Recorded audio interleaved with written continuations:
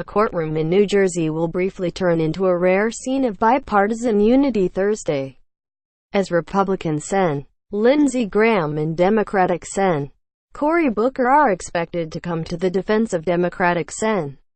Bob Menendez, both taking the witness stand to defend their colleague facing federal bribery charges. Sources with knowledge of the testimony tell CNN. Graham's office confirmed the testimony in a statement Thursday morning as the senator from South Carolina was seen walking in the federal courthouse.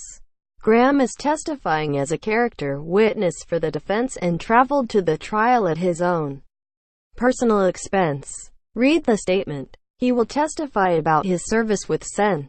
Menendez in the Senate. Graham's testimony is unrelated to the underlying charges. With tears in eyes, a visibly moved Menendez said he was honored Graham came to testify Thursday. Prosecutors have accused Menendez of accepting free rides on private jets from Dr. Solomon Melgen, a wealthy ophthalmologist from Florida, and then failing to report the gifts on his Senate disclosure forms as part of an effort to conceal their bribery scheme for years. Graham and Booker are specifically expected to vouch for the New Jersey Democrats' character and integrity. All week, jurors have heard from a cast of characters specifically attesting to Menendez's honesty, including a bishop, a refugee from Turkey and an autism rights advocate. "I found him to be forthright and honest, a person of integrity," said Bishop Reginald Jackson, who told jurors he'd known Menendez for over 20 years. "He always did what he said he was going to do." Thursday's testimony is particularly notable given that most senators, especially on the Democratic side of the aisle, have been mum on Menendez's case throughout the trial.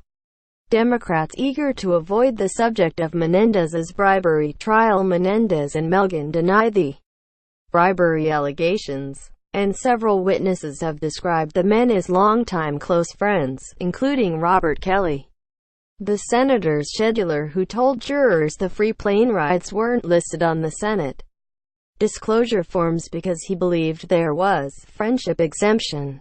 Kelly described his scramble to piece together his boss' travel history after a 2012 salacious false press article raised questions about the relationship between Menendez and Melgen, and said his work was being supervised by Perkins Coie attorney Mark Elias.